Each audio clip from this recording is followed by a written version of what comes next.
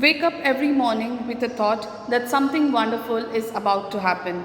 Hello, dear students. Let us inspire ourselves with this beautiful quote and start with our today's session. Children, you all have learned different poems written by different poets. Let us learn a new poem of the poet Mr. Langston Hughes. Children, Mr. Hughes was born in 1902. He was an African American poet whose poetic career spanned the period ranging between 1920s and the 1960s. Students, the poem which we are going to study today is one of the simplest poems ever written by Mr. Langston Hughes. Let us start with the poem In Time of Silver Rain by Langston Hughes. In time of silver rain, the earth puts forth new life again. Green grasses grow and flowers lift their heads, and over all the plain the wonder spreads. Children, in the first stanza, Hughes says that when it rains during springtime, the earth gives birth to new forms of life again. The use of this word again is used to completely link the coming of spring with the departure of winter. Now the question is, what forms of life can be viewed every spring? As if he expected just this question from his readers, Hughes goes on to describe them in the next few lines, that is, from the fourth line onwards. He says that in the spring, green grasses and flowers can be seen. Now, children, these grasses and flowers then function to spread a sense of wonderment all over the plains where they grow. Let us proceed ahead. Of life, of life, of life. In the second stanza, Hughes explains this sense of wonder that we feel at the sights of grasses and flowers in the springtime. The entire stanza consists of just two words repeated thrice, of life, of life, of life. Thus, Hughes says that we feel a sense of wonder at the existence of life itself, since the grasses and flowers are living things, even though they may appear to be static. Children, the meaning of static is unchanged or fixed. Let us proceed further. In time of silver rain, the butterflies lift silken wings to catch a rainbow cry, and the trees put forth new leaves to sing. Enjoy beneath the sky as down the roadway, passing boys and girls go singing too. In the third stanza, Hughes goes on to elaborate on what other sights we might come across when it rains in the spring. He says that we may notice butterflies fluttering about in the hope of seeing a rainbow.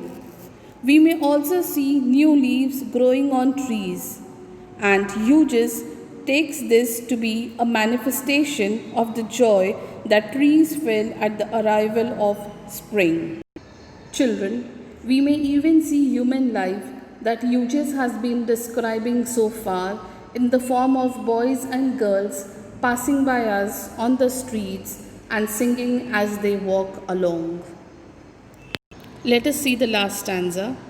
In time of silver rain, when spring and life are new. In the fourth and final stanza, Hughes provides a brief conclusion to all the descriptions he has given readers in the last three stanzas. Children, he says that we can see grasses, flowers, butterflies, rainbows, leaves, and happy children when the silver rain, that is the title of the poem, falls. And both spring and life are new. For better pronunciation, let us recite the poem once again. In Time of Silver Rain by Langston Hughes. In time of silver rain, the earth puts forth new life again. Green grasses grow and flowers lift their heads, and all over the plain the wonder spreads of life, of life, of life. In time of silver rain, the butterflies lift silken wings to catch a rainbow, and trees put forth new leaves to sing. In joy beneath the sky, as down the roadway, passing boys and girls go singing too. In time of silver rain, when spring and life are new. Now, children, let us summarize the poem. In Time of Silver Rain by Hughes is about the rebirth of natural beauty and peace, wherein we will be able to see new plants and flowers. The spring is about to come, and the children will be able to see rainbows, flowers, leaves, and butterflies. I hope you understood the poem. Children, an exercise of alliteration has been given in the poem. So let us see what alliteration is. When two or more words begin with the same sound in one line, it is called an alliteration.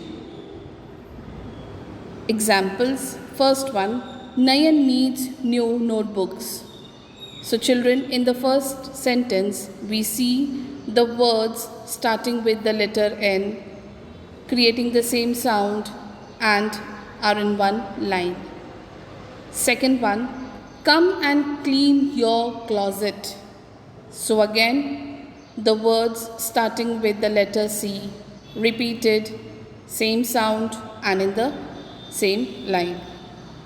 Third one, please put your pen away and play the piano. So children, in the third sentence, we see that the words starting with the letter P with the same sound and in one line. Fourth one, lazy lizards lying like lumps. So we see the letter L repeated and in one line.